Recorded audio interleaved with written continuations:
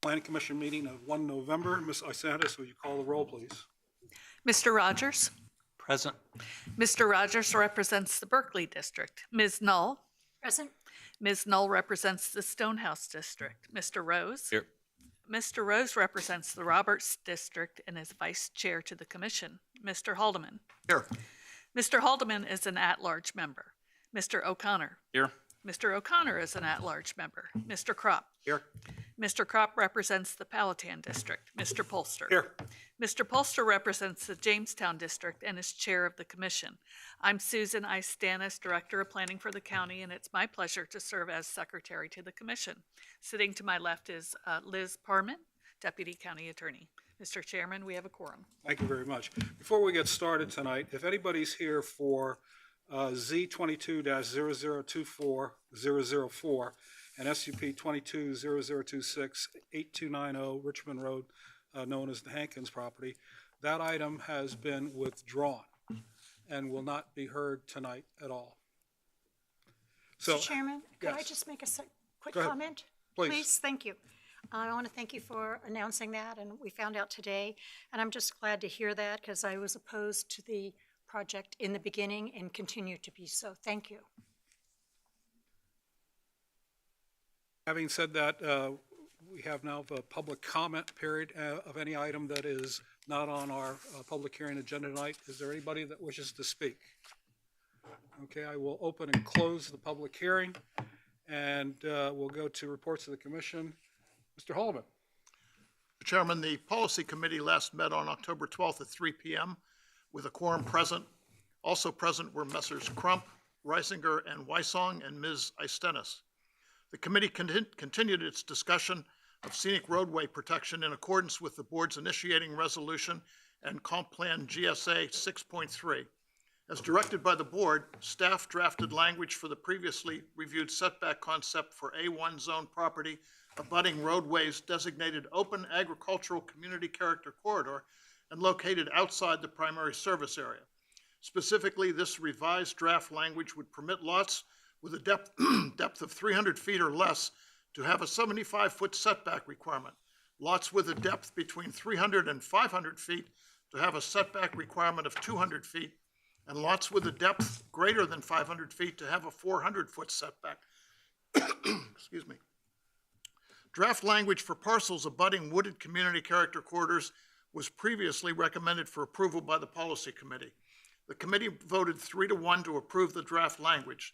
Staff will clarify whether small farm sheds are structures as restricted in the setbacks, and we later learned that they were.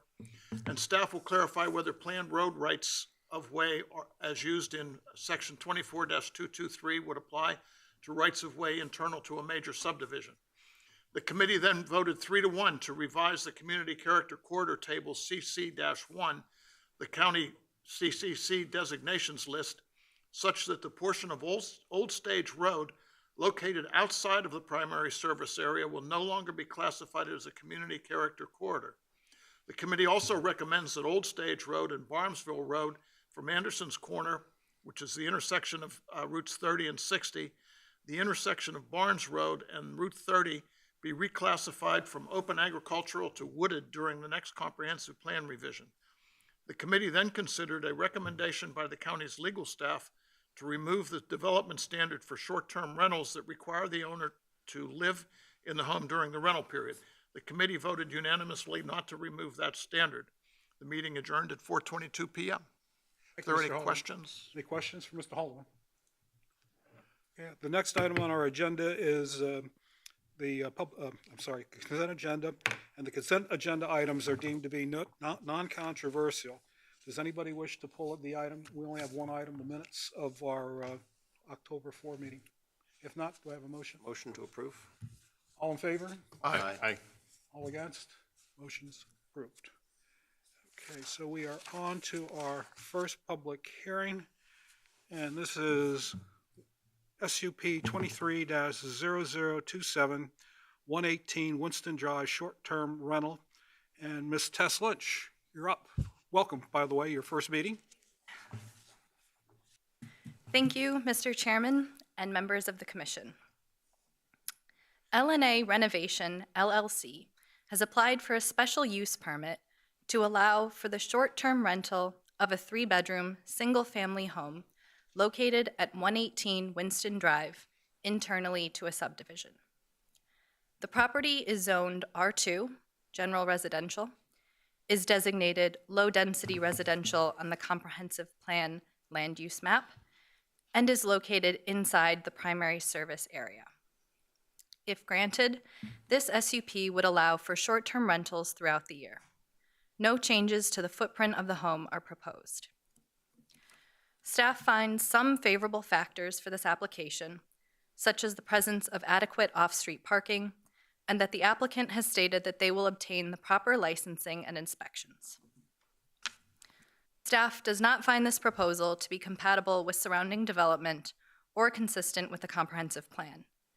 Therefore, staff is unable to recommend approval of this application. Should the Planning Commission recommend approval of this application, staff has included proposed conditions for consideration. These conditions are intended to reduce impact to the neighborhood. I'm happy to answer any questions you may have at this time, and the applicant is available as well. Thank you. Any questions for Ms. Lynch? Rogers? Oh, thank you. Okay, thank you very much. I will open the public hearing. Do we have any speaker cards? Is there anybody that wishes to speak on this item? Hearing and see, oh.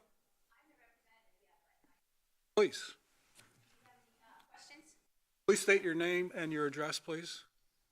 Julia, and it's 118 Winston Drive.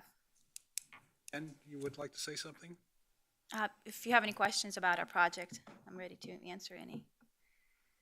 You live at 118 Winston Drive? No, we live like 5 miles away in the apartment complex with my husband and my 2 kids, and we from Williamsburg. You know, I'm not from here originally, but we, you know, wanted to start our own. We've been in hospitality for over a decade, both of us, and just, you know, love Williamsburg, and we thought, you know, maybe do our own restaurant or something, but we've renovated our own home that we lived in Skimino Hills, and we enjoyed the process. So, I mean, we're open to any possibilities. You know, we can do a long-term rental, and, you know, eventually I have my parents that eventually can move in there, so we would like to keep property long-term, and we've already, you know, invested some money into it. We did converted it from oil heat to regular HVAC system. We're not changing any layout. We're not doing anything like to the home print itself.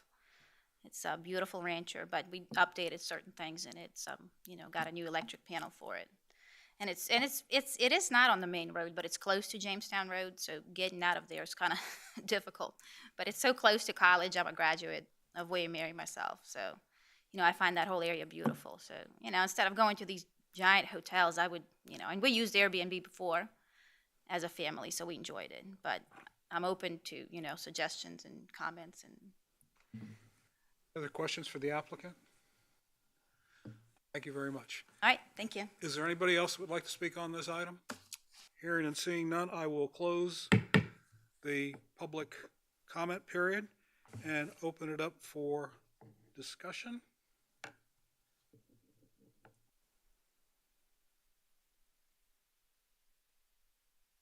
Hold on. I've recently spent some time in this neighborhood. There are a number of rentals. I think mostly college kids. Probably for a full year rental, which doesn't require an SUP as I understand it. I have, over the many applications that we've had over the last 3 or 4 years, I've found reasons to compromise on our four rules regarding this. Usually only just one, occasionally two. But this doesn't fit any of the four, as I understand it. It makes it very hard to find a reason to support it, so I probably won't. Kraft? Thank you, Mr. Chairman. I was going to echo the same sentiments as Mr. Haldeman, the fact that, you know, the performance standards in the comprehensive plan, we've been somewhat flexible on when one or up to two of them aren't being complied with. But in this case, the preponderance, especially being internal to the subdivision, I won't be able to support this either. Well, I would like to say, as a former landlord for a lot of properties and so forth, I can't support short-term, but I certainly would think that it would be better for you to even have it long-term, which you don't have to have the SUP. I think that would be probably the easiest way to go. Just my opinion. Me too. any other comments? Mr. I would just offer that Dr. Rose asked me after the last meeting why I was always so adamantly opposed to Airbnbs. And my standing argument is that, you know, these Airbnbs they do two things to a community. One, for our community, they take housing stock that's available to our workforce and affordable housing group out of the housing stock. And then in the same breath, they drive up the prices of the adjacent properties, which creates an even larger affordable issue. You know, it's part of our comp plan that we would like to address workforce and affordable housing, and we're not going to do it at 1 to 20 acres in the rural lands. You know, this is a property that sold at the end of June of this year for $263,000 in change. So that certainly falls within that 80 to 120 AMI or even less that we're targeting. So, you know, to have it and impact a community like this is a reason why I remain opposed to Airbnbs and would oppose this application as well. The only thing first of all, I agree with everyone. The piece that I have trouble with is that there are good reasons for the comp plan, a lot of thought that went in there. And we've established these guiding principles to try to keep us on this path to good stewardship of the properties in the county. And I think when you waive all four existing conditions, you've set a precedent that I don't see how we ever get that back, especially a property internal to the neighborhood. I think at that point the boat has sailed, and therefore I cannot support the short term.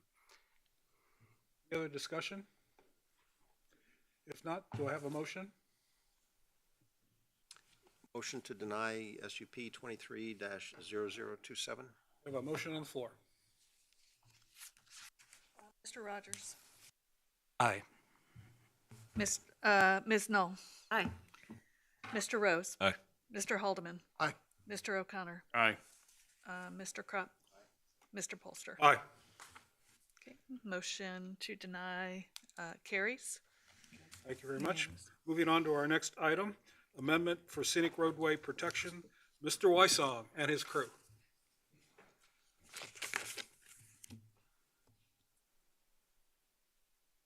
Thank you, Mr. Chair, and good evening to the Commission.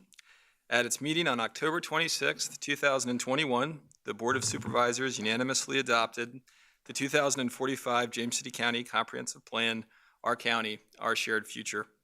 The adopted plan includes the following strategy within the land use chapter that focuses on preserving scenic roadways. Land use 6.3, to help retain the character of rural lands, develop additional zoning and subdivision tools to protect and preserve scenic roadways such as Forge Road. Consider 400-foot setbacks along community character corridors outside the primary service area. Aligning with this adopted strategy, the Board of Supervisors adopted an initiating resolution pertaining to the zoning ordinance and subdivision ordinance at its meeting on November 23rd, 2021. This initiating resolution directs staff to consider additional requirements in both the zoning ordinance and the subdivision ordinance to preserve scenic roadways such as Forge Road. The term scenic roadway is not defined within the county code. However, using the comprehensive plan as the guide, the policy committee has identified the portion of community character corridors located outside the primary service area as scenic roadways for the sake of this ordinance. These include Forge Road, which is classified as an open/agricultural CCC, Old Stage Road, which is currently classified as an open agricultural CCC, Richmond Road, Monticello Avenue, John Tyler Memorial Highway, and Riverview Road, all 4 of which are classified as wooded CCCs. Per the comprehensive plan, the focus of open ag CCCs is to preserve the viewshed and the integrity of farm fields and natural open spaces. The focus of wooded CCCs is to preserve and supplement existing buffers and to screen development. As such, the Policy Committee has recommended preservation tools that are fitting for each road type. The draft ordinance before you this evening includes a proposed setback of 400 feet to apply to the open agricultural CCC and the enhanced buffering for commercial and large residential projects applying only to the wooded CCCs. Staff does note that there is a proposed amendment that will be heard later on tonight to the comprehensive plan that proposes to remove the portion of Old Stage Road located outside the primary service area from the category of open agricultural CCCs, and I will present more on that later. Regarding the proposed setback, the proposed draft language would allow for lots with a depth of 300 feet or less to have the 75-foot setback requirement, lots with a depth greater than 300 feet and up to and including 500 feet to have a setback requirement of 200 feet, and lots with a depth greater than 500 feet to have the 400-foot setback. This tiered system was specifically recommended by the Board of Supervisors at their July 25th meeting. Furthermore, to promote flexibility for structures made nonconforming by this proposed setback, the Policy Committee directed staff to prepare draft language that permits said nonconforming structures to expand, provided that that expansion doesn't make the existing problem worse. Per the adopted comprehensive plan, wooded CCCs are intended to preserve natural wooded areas and encourage supplementary planting to ensure that buffers screen development. As such, the Policy Committee directed staff to prepare draft language that accomplishes the following. Propose a landscape buffer requirement along wooded CCCs located outside the primary service area to include a 100-foot buffer average for commercial projects. Propose a 200-foot wide buffer average requirement for major residential developments along wooded CCCs located outside the primary service area, and propose a timbering setback of at least 50 feet on properties along wooded CCCs outside the primary service area. At its October regular meeting, the Policy Committee recommended approval of the attached draft language by a 3-to-1 vote. Staff does want to note that there is a brief subdivision ordinance text amendment that was proposed after the meeting, and this is simply authorizing the major subdivision buffering because subdivisions are created in the subdivision ordinance. So it's not a new concept. It's simply putting additional language in to authorize that change. Overall, staff finds this draft language will fulfill the intent of the initiating resolution for this ordinance, and we do recommend that the December 12th meeting, and I'm happy to answer any questions you may have, and I will turn it over to you all. Questions for Mr. Wysong? Wow. Sir? Mr. Wysong, good evening. Just for the benefit of everybody, because they may not have been privy to some of the discussions, on your nonconformity summary, we're proposing with this 400-foot setback that there will be now 40 nonconforming structures within 400 feet, and there will be 4 exempt parcel structures. I don't recall having a discussion about what's the exemption for those 4 structures.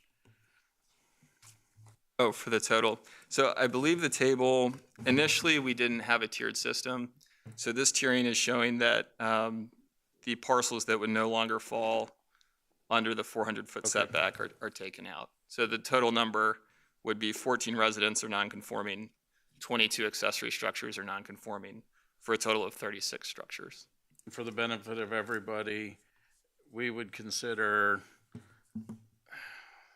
a barn, a stable, a shed, a greenhouse, a roadside stand for selling produce as structures, and they would be not permitted within the 400-foot setback? Yes, sir, that's correct. Okay. Thank you. Any other questions for Mr. Wysong? Okay, I will open the public comment. Do we have any speaker cards? Is there anybody that would like to speak on this item? Hearing and seeing none, I will close the public comment and open it up for discussion.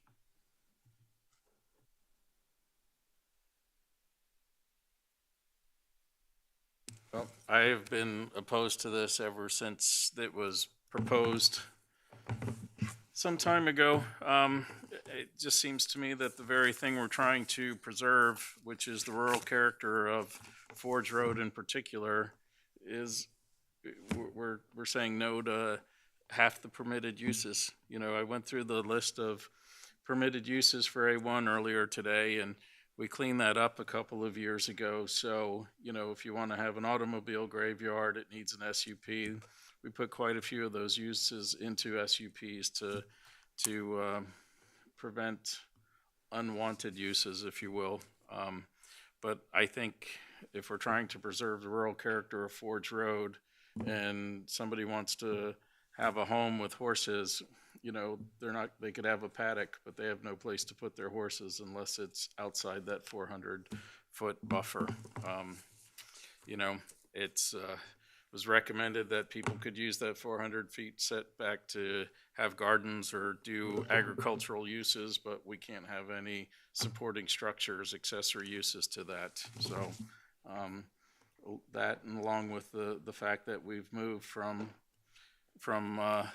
1 to 3 to 1 to 20 for agricultural lands, you know, we're just continuing to diminish the ability of owners to use their land, right? If I have a 100-acre parcel, I can now put five lots onto that 100-acre parcel. If I have a 25-acre parcel, I can put 8 lots on it. So I just think we continue to take from these larger parcel owners, and the 400-foot setback is an added burden. So I don't intend to support this or the comprehensive plan amendment. I just think it's a big hammer for an isolated use, and these are the unintended consequences. I'll do point counterpoint, and I have been very supportive of the 400-foot setback all along for a number of reasons. One is certainly for the last 20 years, if not longer, the community citizen surveys associated with the comp plan revisions, every single time the highest scoring item on the citizen survey has to do with preserving the rural lands and the view shed in those rural lands. And I feel that's a very important visual component of what makes James City County such a desirable place to live in. I feel that the 400-foot setback does not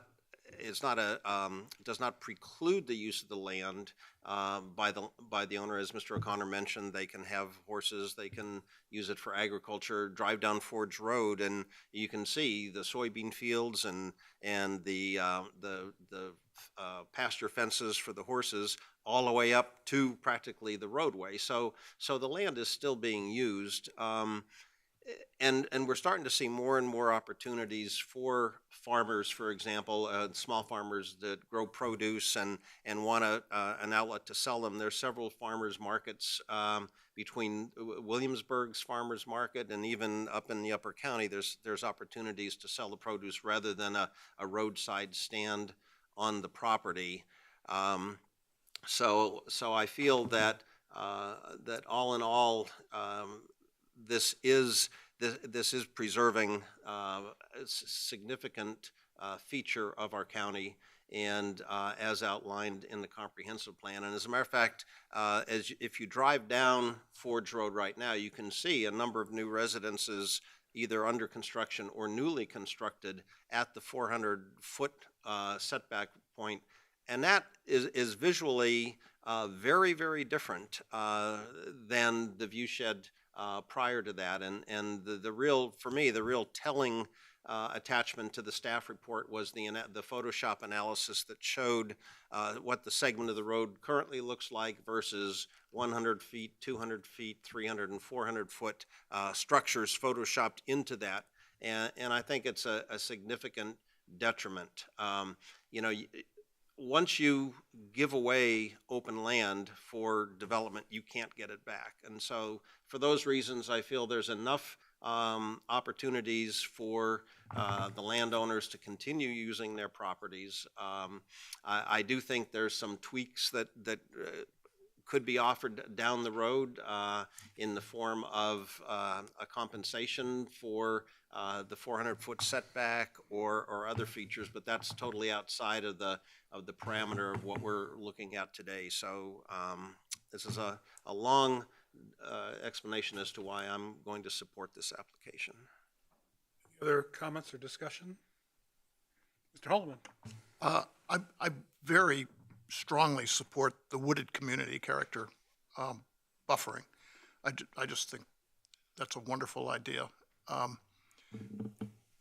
As we discussed the 400-foot setback along Forge Road, I could have accepted and could accept a smaller setback, maybe even as small as 250 feet. I think would adequately meet the goal of protecting the view shed. But the direction we got from the Board of Supervisors and, as Mr. Kropp mentioned, the Photoshops, the analysis done by our consultant led me to accept the 400-foot as well. So I'm going to support this in its entirety.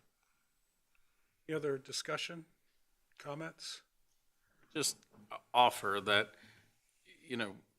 some of these arguments about the 400-foot setback are based on the premise that these will be subdivided and sold off as lots for home development versus agricultural uses. But if our goal is to preserve agricultural uses, let's have a frank conversation. Is it we want open space in a rural landscape, or we want to promote agricultural uses? Because if we want to promote agricultural uses, we shouldn't be putting solar farms on farmlands, right? It's really what's the intention? So, because if James River Equipment wanted to move to Forge Road and they sell tractors and that supports the whole agricultural piece, it'll be hard pressed for them to have, their facility on a larger parcel up next to the road where they can show off their tractors. There's no carve out for the agricultural uses, and I think that's probably my biggest hang up on it at this point. So less about the 400 feet, but more about, if we want ag uses, we should allow accessory structures. And for those who didn't hear my question to Mr. Weissong earlier, those 36 non-conforming structures, of which some are residences, absent a fire or an act of God, if something happened to those, a homeowner couldn't raise their home and rebuild in the same place. They'd have to move it 400 feet out.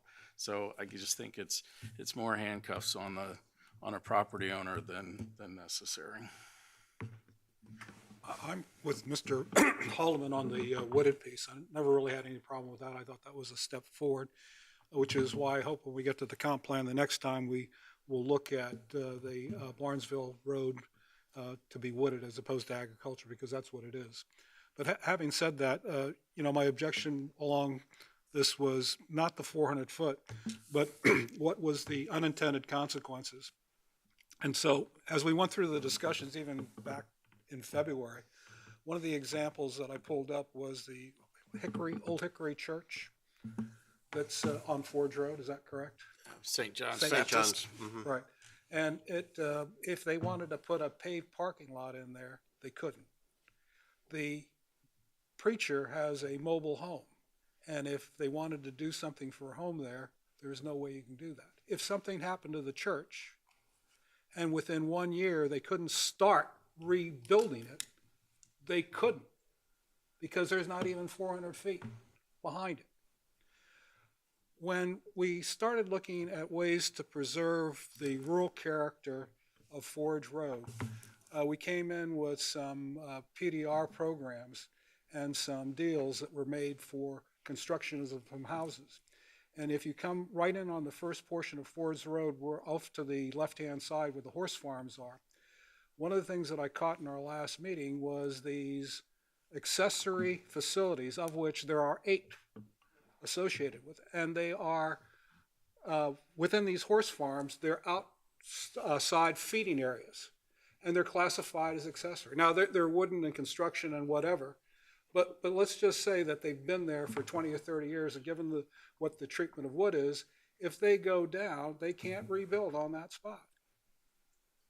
And that impacts several others along there. So it's the unintended consequences. So from my point of view, is where is the leeway for the church? Where is the leeway if I don't have the money within a 1-year time frame after an act of God to be able to rebuild on that same footprint, let alone set back with hardly any enough room to begin with? And so I'm kind of with Tim on this term in terms of the unintended consequences. And for that reason, I won't support it, not because of the 400, but because of the unintended consequences that we're bringing to this property, of which we actually encourage people to build horse farms with those things as part of a way of preserving it. Now we're saying to those people, no. And there are 8 of them. So I'm a little bothered by our past policies to preserve it and what we intend to preserve in the future. And if there were some exceptions that could be made about some of these accessory buildings, or to give a homeowner more time, as opposed to the 1 year you have to start, that seems to me to be unreasonable for it. So I do not intend to support this for that reason. Mr. Kraft. If I can, Mr. Polster, too, I agree with both points that you raised, and we discussed those in policy committee. The fact that there's run-in sheds and small accessory structures, and I don't think they detract from the rural vista at all, and they serve a necessary use. And we asked staff whether those could be waived with this draft language, and the answer that came back was, I think, something along the lines of, we can't pick and choose like that. That would be tantamount to having an overlay district. Now, that's one of the things when I said in my comments that I think there's some tweaks that we need to make, and these are 2 prime examples, but what I don't want to do is throw the baby out with the bathwater. I think we have a very good draft ordinance proposal here that I personally don't want to hold up because of a couple what-ifs, but I do think that those what-ifs are worthy of being addressed down the road, and so that's my I don't think they're what-ifs. Those are concrete, well, facts that. Non-conforming uses are there, and they'll be legally non-conforming, correct? Right, but, I mean, if we want to promote agritourism per the comp plan, if we want to promote preserving farmland, if we want to promote the rural character, those are all things that go away in, with supporting structures inside that 400-foot setback. So, I mean, I'd entertain a smaller setback, I'd entertain something, but as soon as this goes through, if somebody was interested in buying a horse, buying a parcel and putting a horse farm in, they're probably rethinking it, so. I don't know, especially if we're looking at the size of the acreage needed for horses, for a horse farm, I personally don't think that's the detriment. I think that, again, if there was a square footage restriction on accessory structures, I'd be very comfortable with that serve a bona fide equine or agricultural use. But as far as what's on the table right now, the draft language for the ordinance, I still firmly believe that this is in compliance with the comp plan, and will not approving this will be a detriment to the vistas and the agriculture, or the vistas along the Forge Road. So that's why I'm going to support that. Gross. Yeah, I'm going to say that I agree with most of what's been said so far. Though my one point of disagreement is maybe on your point about solar farms. I think solar farms are an entirely appropriate land use in an agricultural area, but that's neither here nor there. I want to touch on the point about the comprehensive plan and this idea of a rural vista and what that means. And I think the challenge I've always had with that language is it means a lot of different things to different people. And I'm concerned that the people who weigh in on that topic have a very romantic idea of what rural land should or do look like, and they don't always conform to that. And I tend to agree with Mr. O'Connor here that if we care about preserving rural lands, it does imply a land use. It does imply, to me, giving rural landowners an opportunity to use the land in the way they see fit. I also agree that 400-foot setback seems extreme in this case. And while I agree, even at this, it's a flawed plan, I don't trust that we would come back and make those changes that need to be made to support what is probably perceived as the rural landscape by the people who would live and work there. On the flip side, I do get concerned about development, and if it's going to be development of houses, then you say, yeah, you want them 400 feet back, but that's a hypothetical, and that seems easier to address down the road than whether a horse farm can be built with appropriate structures. So weighing all that, for me, I tend to agree with Mr. O'Connor and likely won't support this.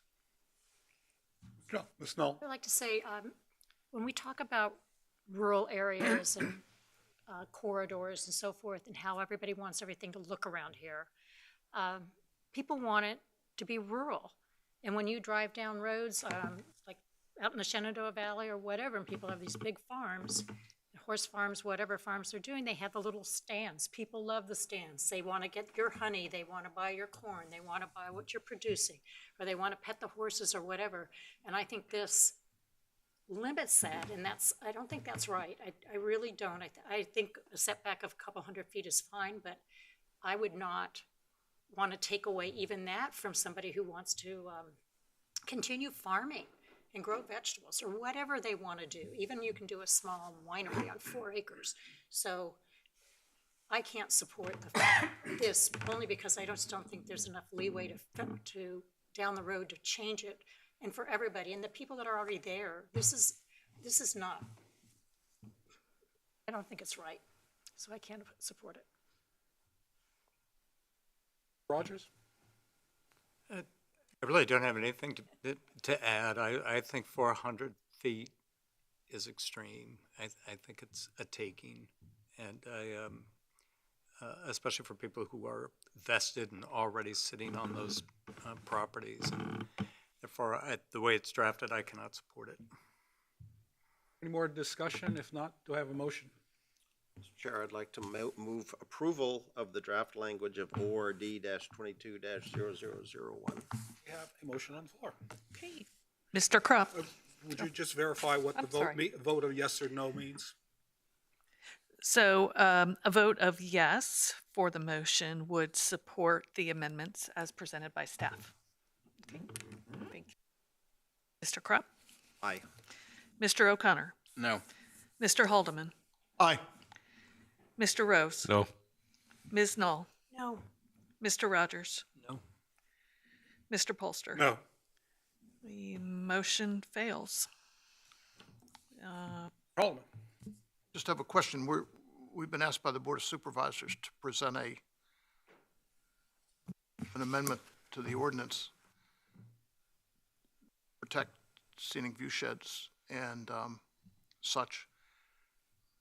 What does the policy committee now go back and rework this to a more acceptable form? Or do we send this off as written to the Board of Supervisors recommending that they don't accept it? How does this work? My understanding, and Liz can correct me if I'm wrong or add to what I'm saying, is basically you're making a recommendation on the information or the text and the amendments that was presented to you this evening. And so it will still continue to move forward. And basically the recommendation not to support the amendments will be carried forward to the Board of Supervisors, and then they would consider all of that at their public hearing So we're done for a with this final now. vote. That's my understanding. Would you agree? Yeah, I agree. And to that end, I think it's appropriate to have a corresponding motion to deny approval, or to recommend denial. I have a motion to deny. So moved. We have a motion? Yeah, I want to make not that I'm against the motion, but as we go forward with that motion, I think it's important for the board to understand in the minutes where we are on this. And so there's at least 3 or 4 of us that are kind of like, the 400-foot may be okay, but the unintended consequences are part of that. Do I hear any, and for example, the wooded piece, none of us really have a problem with the wooded piece of that. And that's always been true since the February timeframe. So I just want to make sure that when we do this motion to deny, it at least goes back to the board, says that it's not the wholesale business of it, but we supported the wooded piece. Is there any other exception like that that we're willing to make as part of this motion going back to the board, or to leave it the way it is? I got a sense that there was some sentiment for crafting wording for accessory structures, if at all possible for. Right. I would say that that's true. Is there any other suggestions of that? So I'd like to, if we do have a motion to deny, I'd like the motion to be able to state that the consensus was for the wooded piece and for the possibility of the accessory facilities. Is that agreeable to us? I think there's mixed on 400 foot, so. Well, that's why I left it out. Because it's mixed. I mean, there's not unanimous feeling about that. I want to make sure that the board knows where we stand on this and where we don't, and they can figure out the 400 foot themselves. I personally just think our minutes speak for themselves, and, whoever's the PC rep at December can, I think, speak well enough. Mr. Rogers is the representative for December. Can speak well enough about the sentiment of everybody else. I just, I think the more that we put into it, the more it just gets jumbled. So I would just suggest that we go with Mr. Rogers' motion to Rogers, deny. your motion. Propose a motion to, I guess I just got confused, was to deny. Right. Just outright. Yes. Ordinance 22-0001, amendments for the scenic roadway protection. Motion on the floor. Okay, Mr. Crop, No. Mr. O'Connor, Aye. Mr. Haldeman, No. Mr. Rose, Ms. Knoll, Aye. Mr. Rogers, Aye. Mr. Polster. Aye. The motion to deny carries 5-2. Okay, moving along to our next item is let me get it up here.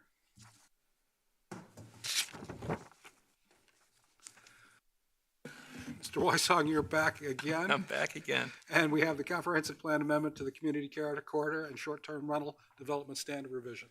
Yes, sir. Thank you. At its September 12th meeting, the Board of Supervisors directed planning staff to prepare a very focused and very limited amendment to the comprehensive plan to include only the following 2 items.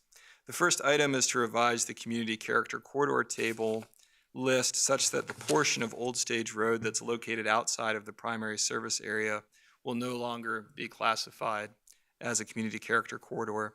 And the second item is to remove the following recommended development standard for short-term rentals, which is currently within the land use chapter, be operated in such a manner that the property owner will continue to live and reside on the property during the rental. The other 3 criteria will remain in place and continue to be used in staff's evaluation of these applications, and staff's approach and review process for short-term rentals would not change because of this amendment. At its October 12th meeting, the Policy Committee recommended approval of the proposed amendment to the CCC table by a vote of 3-1. However, the proposed revision regarding the development standard was unanimously recommended for denial by a vote of 4-0. And planning staff recommends the Planning Commission recommend approval of both revisions, and we see that it fulfills the initiating resolution from the board, and happy to answer any questions you may have. Thank you. Questions for Mr. Wysong? Just one for Mr. Wysong, if I could, just for the benefit of everybody who's listening and my colleagues. If the comprehensive plan amendment for the community character corridor is what would also give everybody the ability to then, would give the board the ability to remove Forge Road and allow for the 400-foot setback. Is that right? It would remove Old Stage Road. Or remove Old Yes, Stage sir. Road, but would preserve the 400-foot ability to employ a 400-foot setback on Forge Road. Essentially, yes. So the purpose of this is to revise the category so that there's only one road, which would be Forge Road. Right.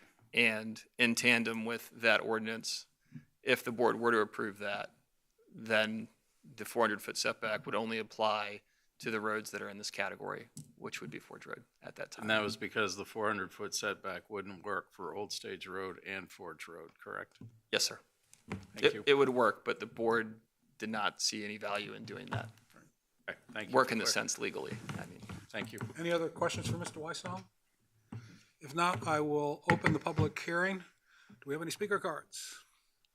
Is there anybody that would like to speak on this item?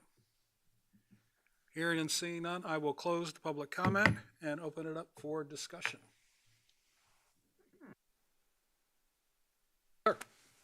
I would simply say, again, we're trying to put a big hammer on a smaller problem, and, you know, we invested thousands of dollars and hundreds of hours, if not thousands of hours, into amending our comp plan, and now we're asking to make a spot amendment for a specific purpose of which we still don't know what the unintended consequences are. So I don't intend to support this comp plan amendment simply for the fact that it just opens the gateway to really for two things. One, for the 400-foot setback on Forge Road, but also, and I understand it's the board's purview, but, you know, it also says, you know, we're going to ignore the whole comp plan process and make interim changes for the benefit of a spot amendment to an ordinance, and I just am disagreeable to that.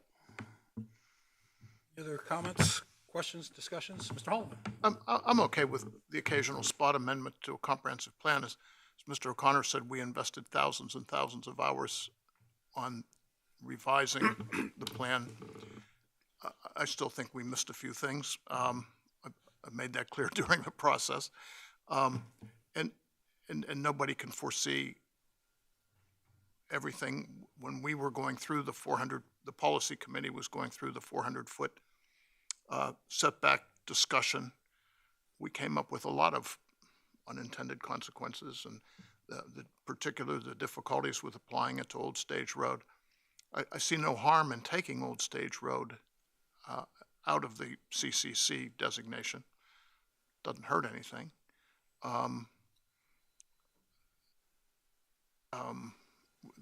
Other than maybe it'll allow some development there that we really don't want, that community character corridors forbid, but I plan to support it. I'm very comfortable with it. I agree with Mr. Haldeman. I think a comprehensive plan is not designed to be a stagnant document that only gets looked at every 4 years or so. I think the idea is that it evolves where necessary. If there's some situations that arise since the comp plan was approved by the Board of Supervisors and it could be remedied with an amendment, I'm in favor of that, and so I'll support the amendment revision. Rose? Rogers?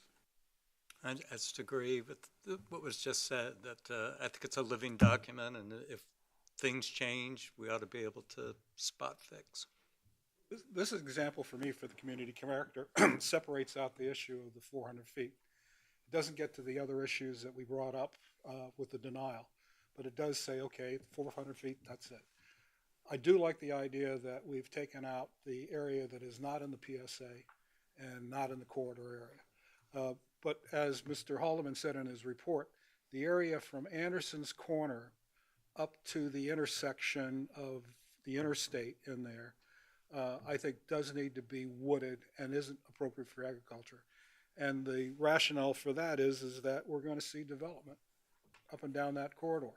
And as Mr. Wysong pointed out when we talked about this at the policy, is the property up there already has that 100-foot setback as part of that for the Hazelwood property that we approved. And I think would be smart to ensure that that entire corridor stayed that way. So I hope that when we do get around to this thing in the next comp plan, that we do make it a wooded and not agricultural piece.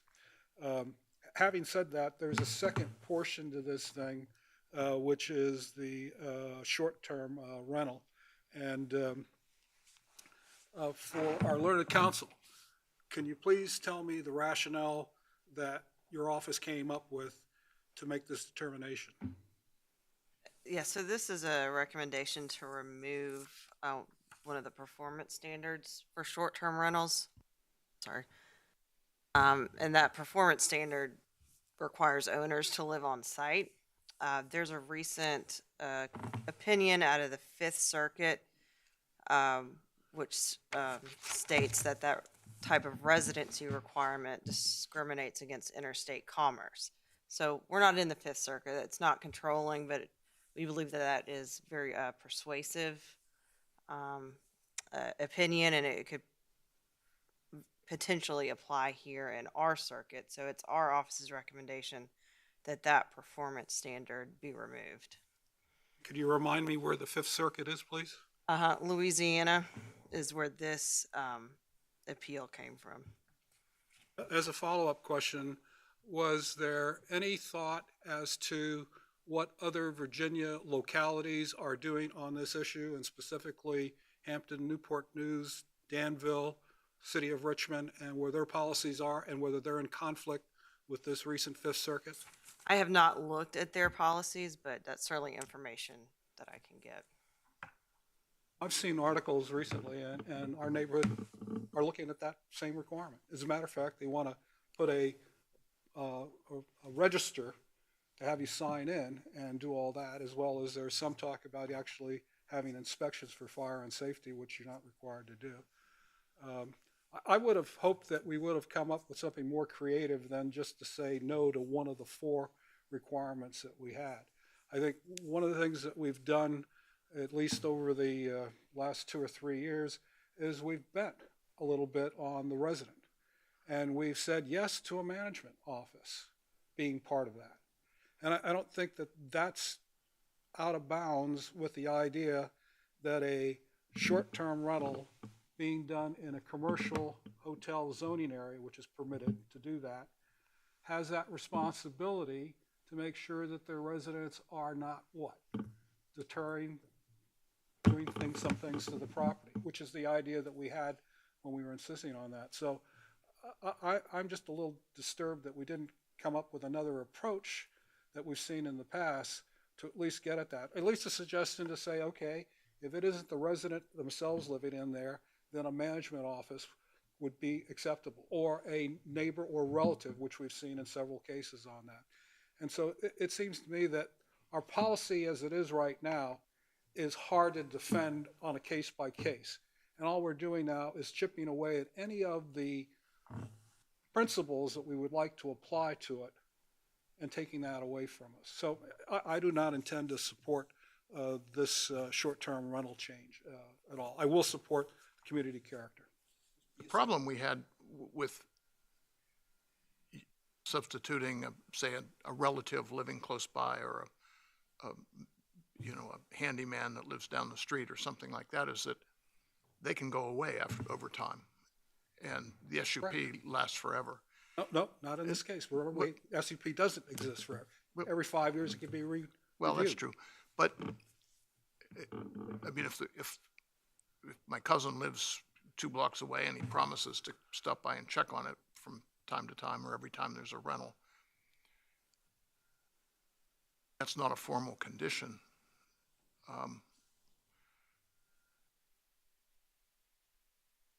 You can lose a valuable piece of protection for the neighborhood, I think. I don't know that we're not asking for that condition. I I mean, in the ones that we have approved.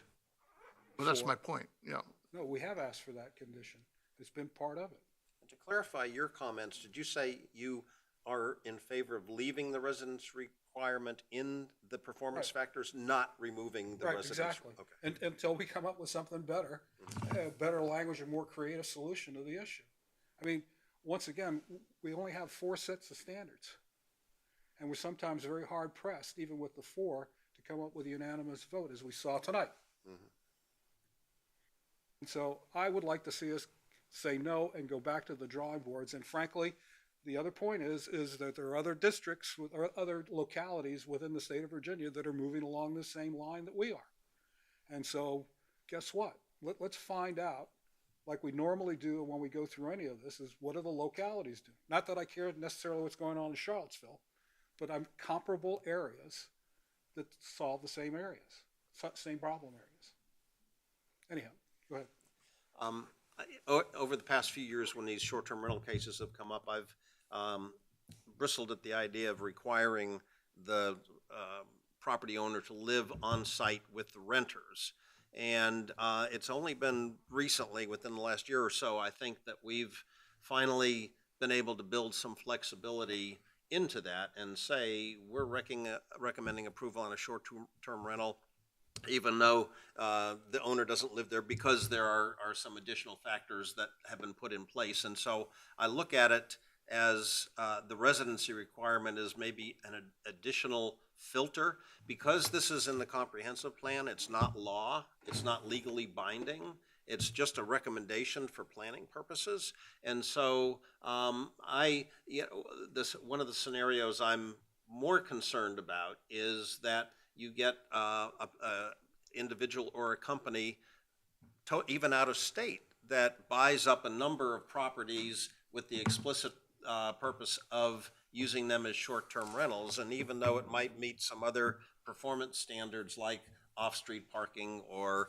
in a neighborhood or outside the neighborhood, not internal to it, and so on and so forth, I think I agree with Mr. Polster's point in that, saying this is an extra filter to leave the residency requirement in there and not make this change because, and this is the critical part, because it's not legally binding. We have the flexibility to say, no, this applicant has made significant recommendations to ensure that there will be a person that a renter could contact, or even neighbors can contact if they have some concerns. So I agree with your point.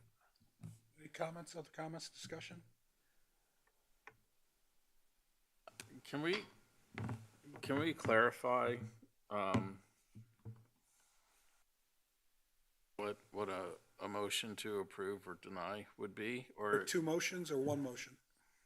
I'd suggest you take 2 take 2 different votes. These are topics that are pretty far apart from each other. Okay, having said that, can I hear a motion for the community character corridor, please? Mr. Chairman, I move that we recommend approval for the comprehensive plan amendment for community character corridor revision. I have a motion on the floor. Mr. Crop? Aye. Mr. O'Connor? No. Mr. Haldeman? Aye. Mr. Rose? Aye. Ms. Knoll? Aye. Mr. Rogers? Aye. Mr. Polster? Aye. Motion carries 6-1. Can I get a motion for the short-term rental, please? Mr. Chairman, I move that we recommend approval for the short-term rental development standards revision.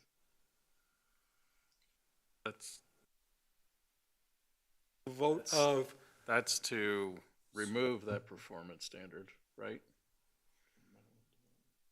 Yes. what's your motion again, please? Well, I move we approve. I plan to vote no, but I guess the better way to do it would be recommend denial. I recommend denial of the short-term rental development standards revision. You have a motion. Mr. Crop? Aye. Mr. O'Connor? Aye. Mr. Haldeman? Aye. Mr. Rose? Aye. Ms. Knoll? Aye. Mr. Rogers? No. Mr. Polster? Aye. The motion for denial carries 6-1. Okay, moving right along. waiting patiently, is we have the Yarmouth Creek Watershed Management Plan. Ms. Small, welcome, and your team. Good evening, Mr. Chair, members of the commission. The Stormwater and Resource Protection Division is working with a consultant to prepare updates to the Yarmouth Creek Watershed Management Plan, which was originally approved by the county in 2003. As part of the plan development process, we've held 2 public meetings in May and July respectively. The draft plan is currently on the county website for review and public comment through November 9th. Then we'll make final revisions to the comments and bring the draft plan to the Board of Supervisors for consideration. We have Daniel Proctor and Ari Daniels from our consulting firm Stantec here to provide an overview of the updated plan and help answer any questions that you may have. Thank you. Welcome back. Good to be back. So it was a few months ago we presented on Powhatan, so we're at a similar point with Yarmouth now. We have a brief presentation to go through a few highlights. First, I'll go through the components of the plan. It's very similar to Powhatan, as well as a summary of some of the findings from the assessment, as well as a nature of some of the recommendations. The plan is set up with 3 different parts. One was reviewing past information from others, a field level reconnaissance of going out and seeing conditions within the watershed, and then a number of desktop level analyses and modeling. We'll go through a summary of each of those components. As far as monitoring data, Yarmouth Creek is designated impaired for bacteria levels, but we did note that there's a lack of monitoring details and time frame of monitoring that should be acknowledged. We also performed the impervious cover model trend analysis, similar to what we've done over the other watersheds, other years. The results of that showed, whereas in 2000, all of the sub-watersheds of Yarmouth were identified as sensitive, which is the highest stream quality. In 2008, that one of the sub-watersheds was deemed impacted. And now, current conditions in 2022, 2 sub-watersheds are deemed impacted. And looking ahead towards potential future full build-out, based on the zoning ordinance and the comp plan, there could be 3 sub-watersheds impacted and 1 that's a further worsening to a non-supporting level based on that ICM. We also performed a conservation area review of previous conservation areas that were looked at from the original plan. You can see here in the map shown in yellow to understand how conditions have changed over the past 20 years. There are a number of rare, threatened, and endangered species present within the watershed, and there's a lot of potential for high-value conservation still.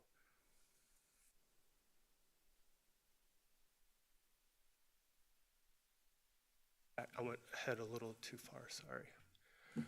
As far as the water quality modeling, the sub-watersheds along the Route 60 corridor demonstrated the highest level of pollutant potential.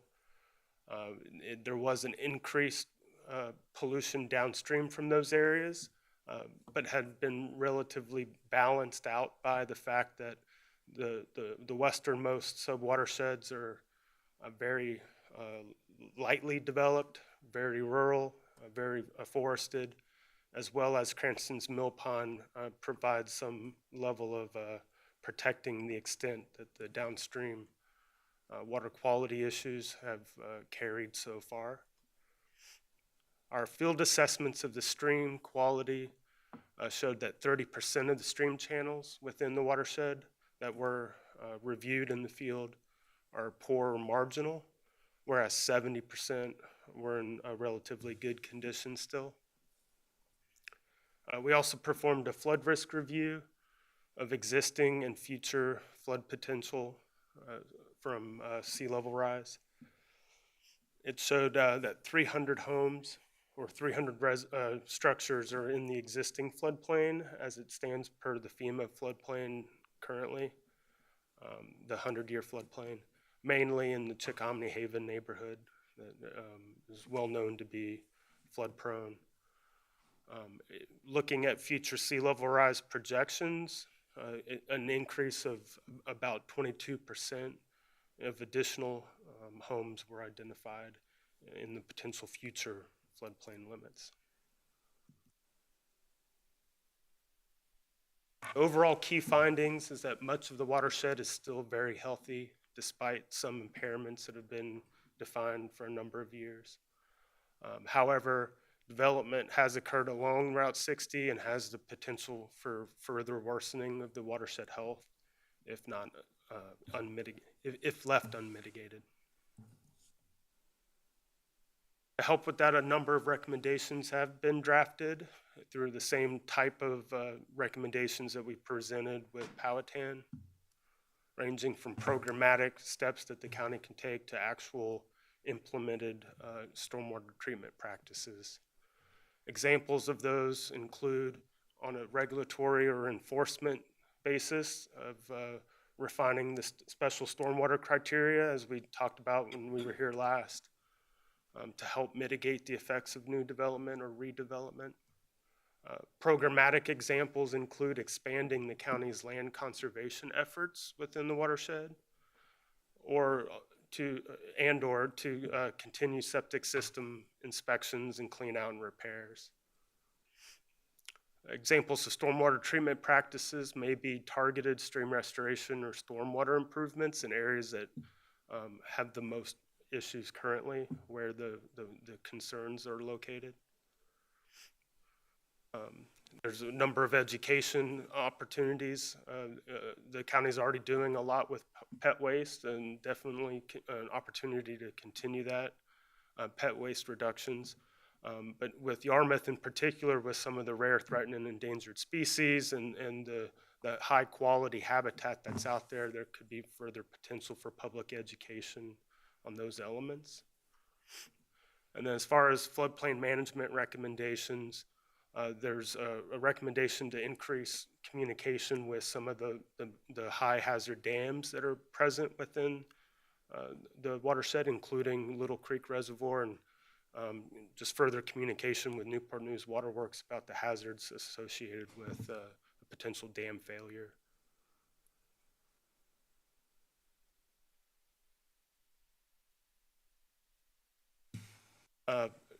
I'll highlight briefly some of the public engagement that we've been taken through the development of the plan. As Mrs. Small mentioned, it is out for public comment right now through November 9th on the project website that's been established. Links are here. We've also had a couple public meetings. The first kickoff meeting in May, where we had some attendance and some feedback on some of the findings. The second public meeting was not as well attended. A few of you were there, and we welcomed you to provide some feedback on recommendations. And then we also had a previous public survey that closed back in August. In addition to the comments on the plan on the website, there's still a mapper tool that's available for the public to provide input on specific issues. With that, I'll stop and open it up for any questions that you all may have. Any questions for Daniel? Thanks for the presentation. I just wanted to ask you a little bit about you talked about Route 60 development and future impacts if unmitigated. Is that because it's old development and there's not stormwater in place, or it's failing stormwater? I'm just trying to make the nexus between what the condition of the Route 60 development is and what the so it's a two-part question. What's the nexus and what's the mitigation plan? And maybe you don't have the answer to this, but the stormwater does. Is all the current work part of that mitigation plan, and would we expect it to be a benefit? I can share some more information on that. So from what we're seeing, it is a variety of issues where there is some older development that has very little stormwater controls.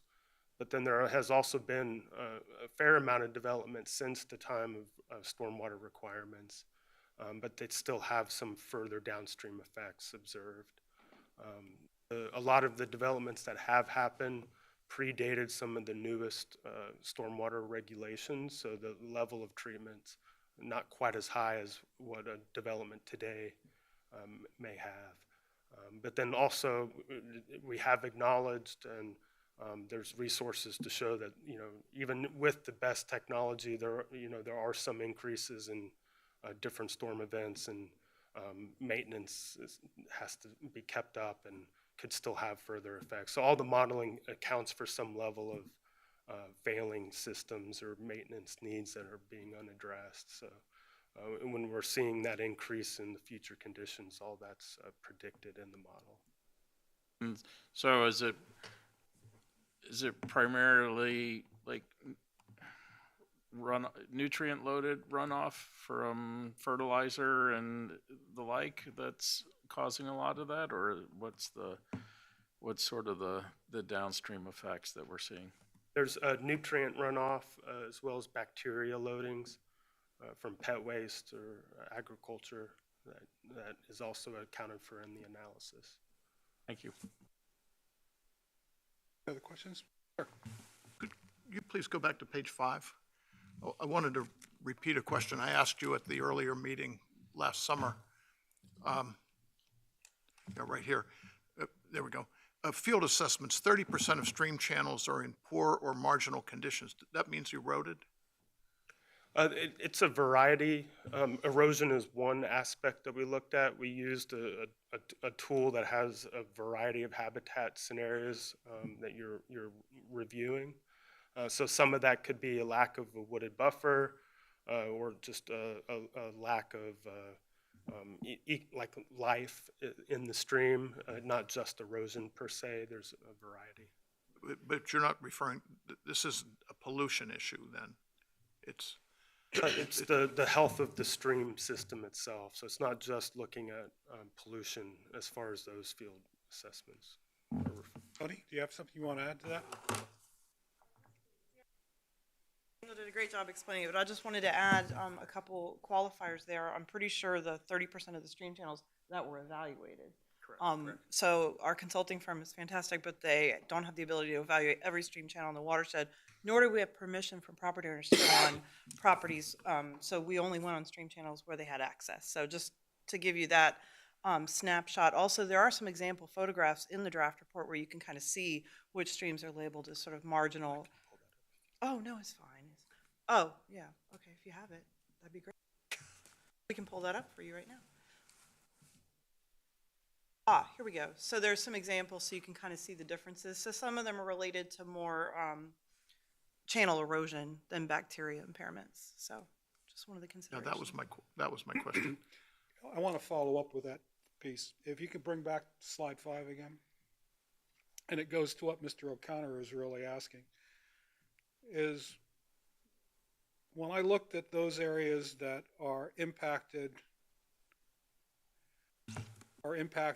and borderline, and then what the future looks like.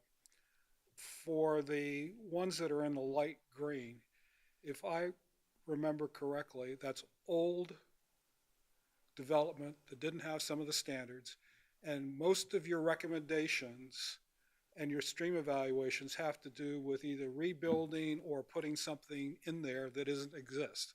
And so in Mr. O'Connor's example of his neighborhood, which didn't have a BMP area, you're asking him or that neighborhood to put a stream restoration project in that area to be able to help to make sure that the watershed stays the way it is for the future. And that's true for most of your projects that you have in all of those areas. And so when I go look at the 30% that are poor, not so much the photos, but their headwater streams that have been eroded. So it's a combination of sediment And so when I think about the amount of money that we have put into colonial heritage, we have borderline streams that are in the poor category.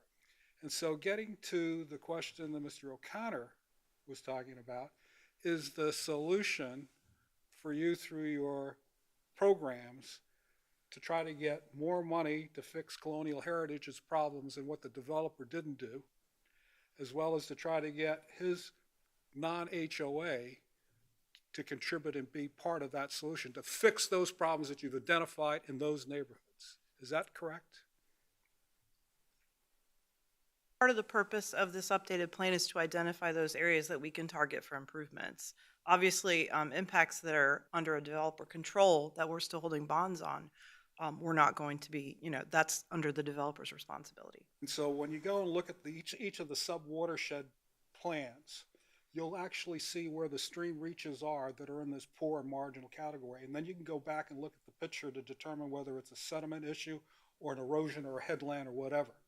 And they've done a great job in documenting that. But they require fixes in the same way that we've put money into the Powhatan, and we've put government money into the Yarmouth also to fix those problems coming off the headwaters off of the Route 60. And so unless you can fix those problems, it's going to continue to erode downstream for it. So one of the findings that you have in there that caught my attention, which is why I was a supporter of watershed zoning, was the people upstream are the ones that are going to impact what's downstream that you've identified as pristine. And unless something is done to that upstream headland areas, we're going to see continued problems downstream. Is that correct? That's one of your findings. We do recommend improvements in those upstream areas where the issues are observed to help protect downstream. So I'm trying to find out, when I go and look at the annexes to your short-term, midterm projects on there, and I start looking at it, I glaze over at the amount of money that we're talking about in the estimates. It's more money over a 5-year period that we do in the CIP, which is around $12 million for any of these watersheds. It's phenomenal. And I don't care how much money you throw in the Powhatan, you can't fix that. But the question is what are the priorities to be able to fix those that we can do something about with that? And we're going to see that when we do the diaskin for it. The next question I have, which is off of this for it, is that I noticed in your draft watershed master plan that you did not have the hydrology data like you had in the Powhatan. And so even though you were able to do the sea level rise piece for flooding, you were unable to be able to talk about the adverse effects of increased precipitation by climate, which we identified as an impacting piece in the Powhatan. Do you have any kind of a guess on what the order of magnitude is going to be, or do you really need the modeling before you can answer that question? I wouldn't be able to offer a guess without the modeling. So my question for Ms. Small is that you're getting ready to do a CIP budget drill here, and we're going to be seeing some projects. Hopefully will we see something that will get to the hydrology issue for both Powhatan, Diaskin, and Yarmouth, so that in fact we have the effective modeling to be able to look at that? I think that's a logical next step after these plans move forward. But I'm talking about this CIP coming up. Still working on it, and that's a logical step, so. Okay. She's got a month. Well, that's why I brought it up. It's the reason why, whether or not you'd be able to, the stormwater program and the SAPs to be able to find the money to come in to be able to do these things. I think that when you look at the state of the Yarmouth and you look at those areas that we know that are impacted already, there really has to be some sense of priority if you want to protect the downstream. And I don't know what that answer is, but I hope we're going to be able to see some changes to your SSC. So do you have a timeline on when you expect to see the changes to that 2014 document on that, on your stormwater criteria? I know that's a priority for our division, but we have to fit that in along with some mandatory code changes that are coming up that I know you're all aware of. So it's definitely on our top 10 list. So the same comment that I made to you in the Powhatan, that we're making decisions about development in the eastern state, and if we approve it, we're gonna have stormwater criteria that's insufficient to fix the problem. And so any other development that we do in the Yarmouth falls into that same category that's there. And so we have a set of standards that the county has the ability with its own ordinance to try to fix and mitigate these things, but yet we don't have an updated policy or a timeline for it. And that boggles my mind for it. Anyhow, thank you very much. Can I just ask one other question? Daniel, you talked a little bit about the reservoir, and so what are what's the downstream effect of like the overflow? You talked about the dam breaking, which, you know, appears to be in good shape, and I do a lot of dams, so, but what's the daily downstream impact of just the overflow that comes out of the reservoir? It could be, I know you have all your scientific stuff, but it can just be anecdotal, because, I mean, there's sometimes where it's flowing, sometimes it's not, so it becomes sort of a seasonal flow, if you will, so. We do have the reservoir modeled in the watershed treatment model that we've included in the assessment, and it does help reduce the pollution from within its watershed of what comes out, because the watershed, the lake itself is acting as a very large treatment practice. Okay. I think the follow-on question to that, though, is with the increased precipitation and stormwater pieces, you get more of an outflow from an event of that sort that does more damage to the downstream area, which is why the hydrology modeling becomes so important.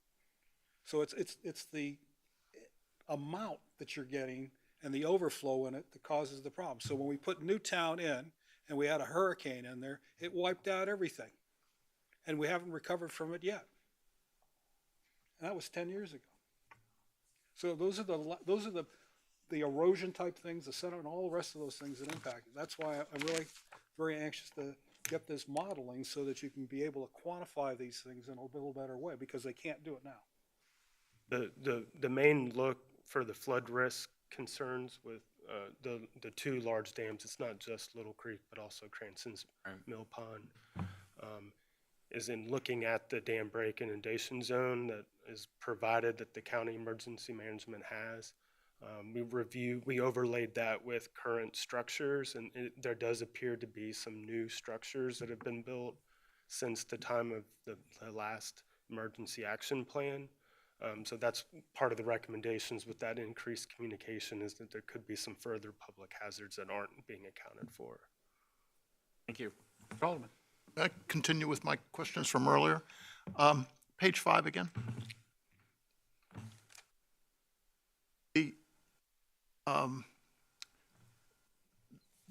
change in the maps from present to future indicate that two of the sub-watersheds are going to get worse. Actually, just one, I guess. And yet we have modern EMPs and modern pollution control and so forth, but it's not going to prevent that from happening, I gather.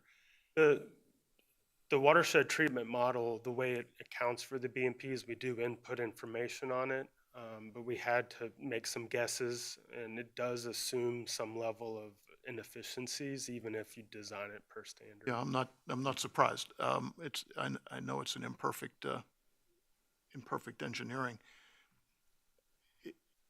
Have you built in assumptions on development that would cause that, new development that would cause that, or is it just growing pollution from existing development in that sub-watershed?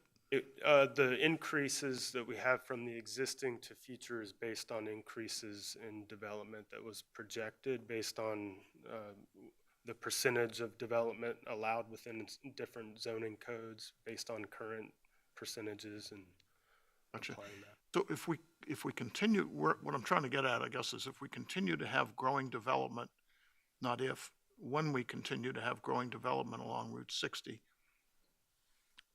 and that flows both ways, into the York and into the Chickahominy, it's not going to just be concentrated along those headwaters, is it? I mean, this is the question I asked you last summer. If you pollute the headwaters, you will eventually pollute downstream. Or if you erode the headwaters, you will eventually erode downstream, particularly with imperfect engineering mitigation. So there's a pretty sharp delineation between, in these watersheds, a nice black line separating one from the other, and all of them from the nice bright green downstream areas. But it's not a sharp border, is it? You're going to have infiltration of pollutants and erosion and so forth to some extent downstream if we continue to increase development along routes in the headwaters up along Route 60 and in Toano and so forth. Correct. The analysis does show some increases downstream. So we have made some adjustments to the display of these maps based on our conversation over the summer. So the colored streamlines you see on that bottom map shows how the different ranges in the same color scheme as the watershed pollutant loading of what that looks like as you get further downstream, and it gets balanced out by the other more pristine watersheds. Is there still an increase? And in that non-tidal sub-watershed, there was an increase for bacteria loading from the dark green to the light green, purely from the upstream sources. And that would be the case with erosion also, do you think, or? We have similar maps with the nutrients and sediment, and there is some increase in erosion observed in the sub-watershed maps for that non-tidal, mainly all upstream of Cranston's Mill Pond. Cranston Mill, it basically stops erosion downstream, I gather, is that the pond itself, pretty much? Yes. A very effective BMP, I guess. Mm-hmm. Great, thank you. And the stream habitat that was in the non-tidal subs below sub-watersheds 104 and 105, although it wasn't classified as optimal, it was still classified as suboptimal, which was the second tier down. It wasn't until you got much closer to the development where marginal or poor stream habitat was observed currently. Thank you. Any other questions? Well, we want to thank you very much for the presentation and the information, and we look forward to seeing the final plan. Okay, moving right along, Planning Director's report. Ms. Istanis. I do not have anything to add to the report. If you have questions, I'd be happy to answer them. Any questions? And for boss coverage for the next month is Mr. Rogers. Any considerations or requests? Sir. I'm not crazy about the new format on the our read-ahead material. It used to be that when the agenda came up, if you wanted to read, let's just say an example, amendments to scenic roadway protection, I could just punch right into that and go directly to it. And now it seems like you have to scroll through endless pages to get to the ones at the bottom. And especially if you get a situation like the Hankins, which is 200 pages or something like that, and you want to read, well, yeah, ordinance 22-001, you've got to scroll all the way through it. It'd be nice if we could go back to having that an active line for each one. I was going to comment that when you download, you don't get the title. You get some gobbledygook numbers. And so you don't know where the staff report is or a map or anything that you want to take a look at. And so that would be very helpful, because right now it's a bear to try to get through and review.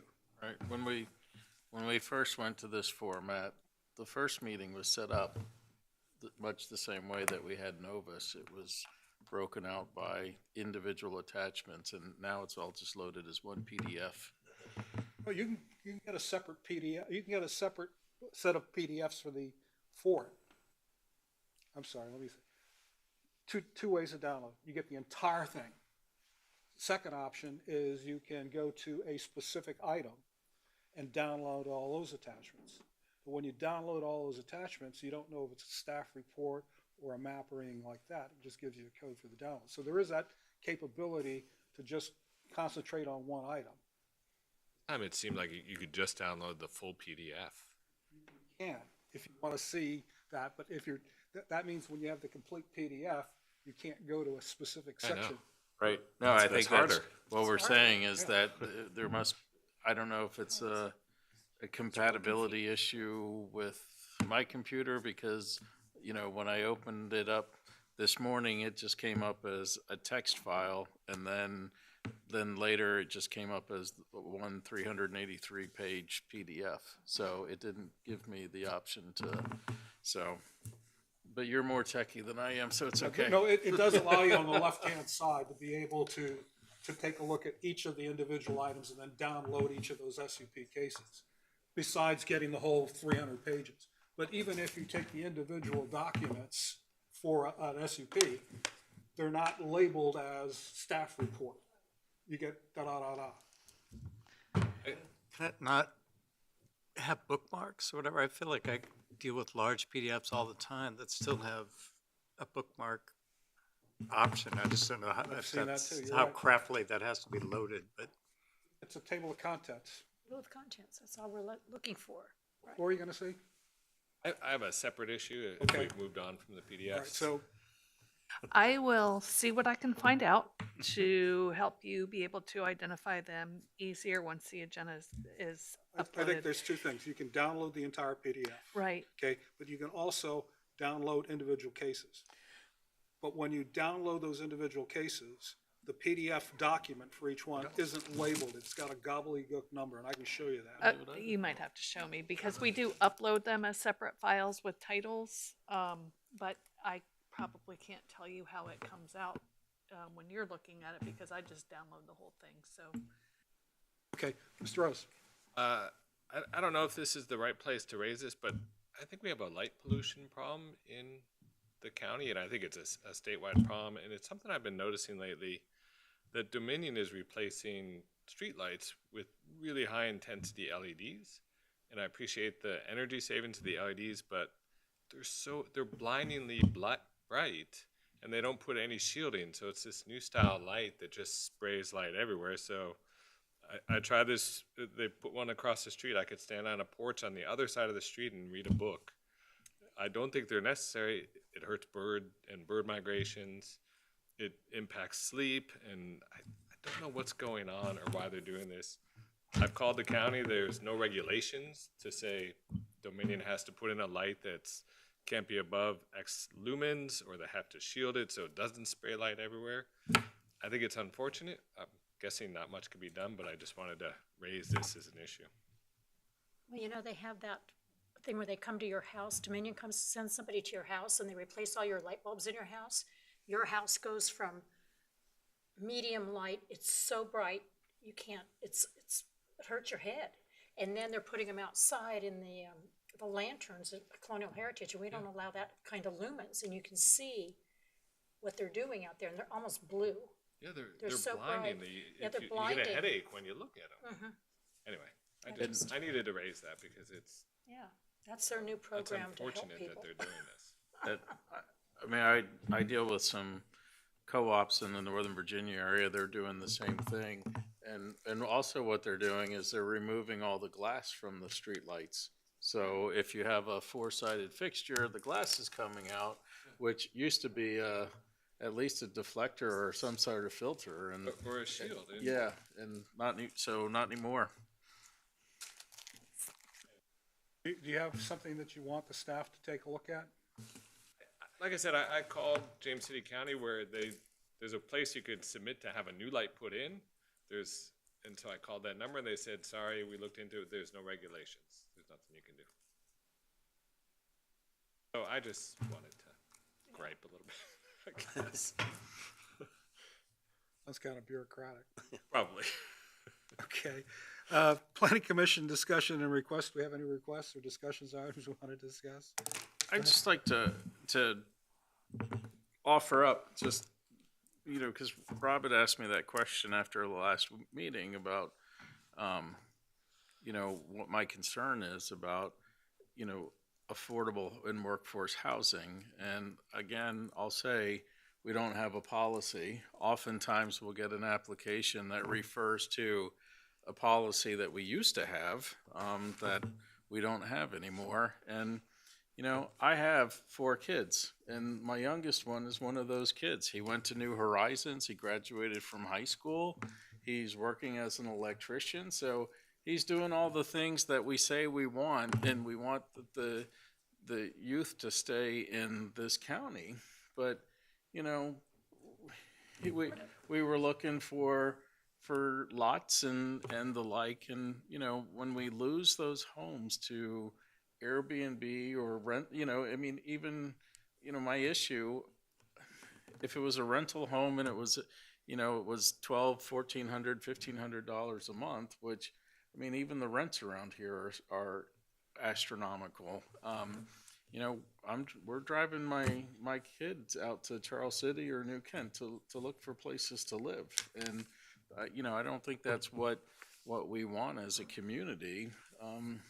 That's why I'm so passionate about it, because we can't put Airbnbs inside a Ford's Colony or a Governor's Land or a King's Mill or a Stonehouse or a Whitehall, and so any new developments that come along are all out in PUDs. So it makes it, we're just limiting what's available to those that are here.